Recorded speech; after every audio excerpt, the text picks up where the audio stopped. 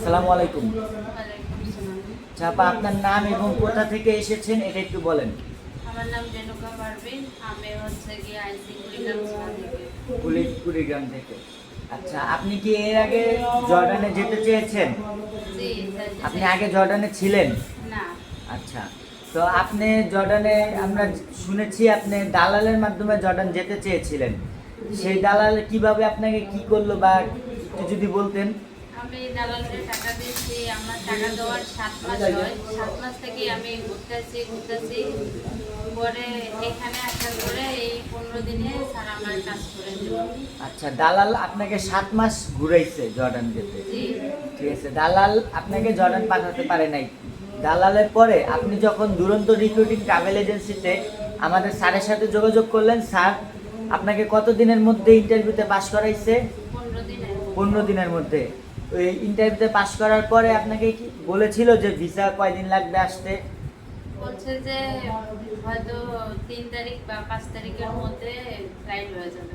আচ্ছা, 3 তারিখ অথবা 5 তারিখে, 20 মানে থেকে 25 দিন। 20 থেকে 25 দিনের ভিতরে ইনশাল্লাহ আপনার ফ্লাইট টিকিট হাতে পাবেন। তো আলহামদুলিল্লাহ, দালাল আপনাকে 7 মাস ঘুরাইছে কিন্তু কাজ করতে পারে নাই। সেক্ষেত্রে আপনি দুরন্ত রিক্রুটিং ট্রাভেল এজেন্সিতে আসার পরে 1 মাসের ভিতরেই সমস্ত প্রসেসিং কমপ্লিট। এখন আপনি কি খুশি?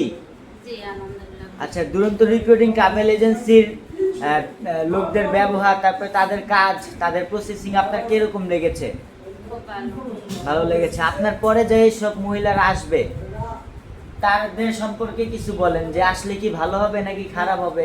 জি, অবশ্যই ভালো হবে। তাদের সম্পর্কে এই বলতে চাই যে কোনো দালালের মাধ্যমে না আসি, সোজা এখানে আসলে স্যারের সাথে, তারপরে যে স্যারের নিচে যারা ছোট স্যার আছে তাদের কাছে আইলে হয়তো দ্রুত কাজ করে দ্রুত যাইতে পারবে জনানে। আচ্ছা, তার মানে ওনার আপনার মূল বক্তব্য যে কোনো দালালের মারফতে না আসে বা দালালের কাছে না গিয়ে সরাসরি যদি আমাদের অফিসে যোগাযোগ করে তাহলে খুব দ্রুত ইনশাল্লাহ প্রসেসিং হবে, তাই তো? আচ্ছা আপা, আমরা দুরন্ত রিক্রুটিং ট্রাভেল এজেন্সি থেকে আপনার জন্য দোয়া করি আপনি বৈধভাবে জর্ডান গিয়ে বৈধভাবে অর্থ উপার্জন করে দেশে রেমিটেন্স পাঠিয়ে দেশের উন্নতিতে আপনার ভূমিকা পালন করুন। আসসালামু আলাইকুম।